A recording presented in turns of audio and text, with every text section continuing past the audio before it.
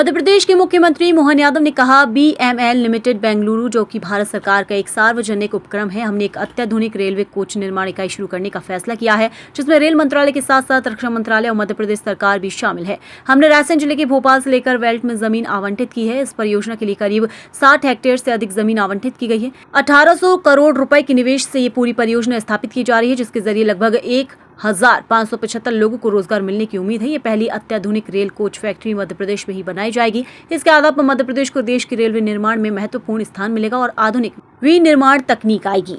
में काम कर रहे हैं, ऐसे में मेसर्स BML लिमिटेड बेंगलुरु द्वारा, जो भारत सरकार का एक प्रतिष्ठित सार्वजनिक क्षेत्र का उपक्रम है, इसके द्वारा अत्याधुनिक रेलवे कोच निर्माण इकाई का शुभारंभ करना हमने परस्पर आपस में तय किया है, जिसमें रेलवे मंत्रालय भी है, रक्षा मंत्रालय भी है और अपनी मध्य प्रदेश सरकार है। हमने रायसेन जिले के भोपाल से लगे बेल्ट में भूमि आवंटन कर दी है। इस परियोजना के लिए लगभग 60 हेक्टेयर से अधिक की भूमि आवंटित कर दी है।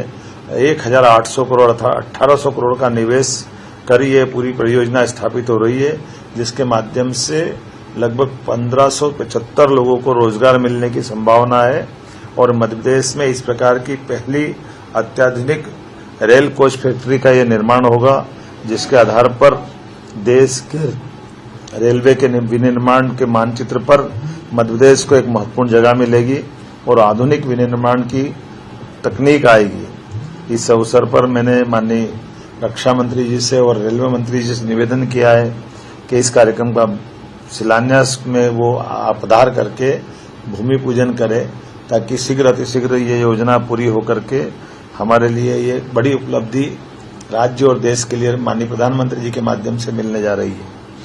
हमने इसी के साथ साथ अलग अलग हमारे और बाकी मंत्रीगणों से भी समय लिया है।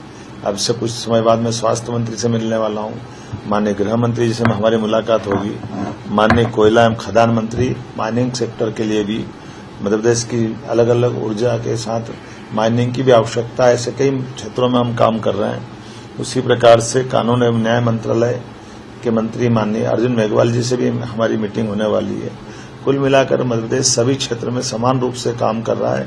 सरकार के माध्यम से भारत सरकार और मध्य प्रदेश सरकार माननीय प्रधानमंत्री के नेतृत्व में डबल इंजन की सरकार के आधार पर विभिन्न विभागों के साथ तालमेल करे, इसी दृष्टिकोण से हमारा आज का दौरा था। मुझे संतोष है कि हमारे अभी तक के सभी मंत्रियों के साथ होने वाले हमारे विभागों की गतिविधियों के सभी सेक्टर अच्छे से संपन्न हुए।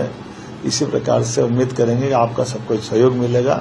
मध्य प्रदेश सरकार तेज गति से विकास के काम करती जाएगी।